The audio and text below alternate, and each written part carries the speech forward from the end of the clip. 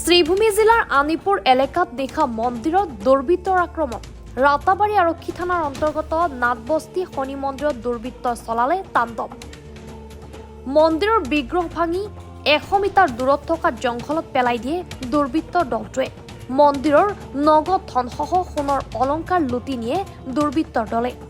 মন্দিৰত সংঘটিত আক্ৰমণৰ ঘটনাত অঞ্চলটোত এতিয়া সৃষ্টি হৈছে তীব্ৰ চাঞ্চল্যৰ। দুৰ্বৃত্তই শান্তি সম্প্ৰীতি বিনষ্ট কৰাৰ পৰিকল্পনাৰে উক্ত কাণ্ড সংঘটিত কৰা বুলি সন্দেহ কৰিছে একাংশ স্থানীয় ৰাইজে। ৰাতাবাড়ি আৰক্ষী ইতিমধ্যে ঘটনাস্থলীত উপস্থিত হৈ তদন্ত আৰম্ভ কৰিছে। অতি শীঘ্ৰে দুৰ্বৃত্তকেইটাক আটক কৰাৰ দাবী জনাইছে স্থানীয় রাইজে। আমাদের এখানে আনিপুর নাথবস্তি শনি মন্দির আছে, শনি মন্দিরের পাশে শিব মন্দির আছে এবং শিব মন্দিরের পাশে কালী মন্দির, তিনটা মন্দির একত্রিত। কিন্তু শনি মন্দিরে প্রতি শনিবারে চিরাচরিত বিধি নিয়ম অনুসারে এখানে পূজা পাঠ হয়, তারপরে বাৎসরিক একটা অনুষ্ঠান হয় প্রতি বৎসরে। তা এখানে কোনো ধরনের কোনো অভিযোগ নেই, কিন্তু গত রাত্রে কে বা কাহারা এসে এই মন্দির থেকে মূর্তিটা তুলে নিয়ে অন্য জায়গায় 100 মিটার দূরত্বে নিয়ে ফেলে দিয়েছে এবং মূর্তিটা গলা ভেঙে দিয়েছে।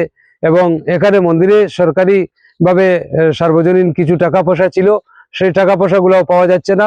এবং এখানে মূর্তির অঙ্গে ছিল অনেক সোনার আবরণ, এগুলোও নেই। তাই আমরা সঙ্গে সঙ্গে পুলিশ রিপোর্ট করলাম। পুলিশ রিপোর্ট তখন থানা থেকে পুলিশ এসে ইনভেস্টিগেশন করে গেছে। আমাদেরকে বলছে কে বা কারা কোনো সন্দেহ আছে নাকি, আমাদের কোনো সন্দেহ নেই। কিন্তু আমরা দেখতে পাচ্ছি এটা একটা জঘন্য ঘটনা।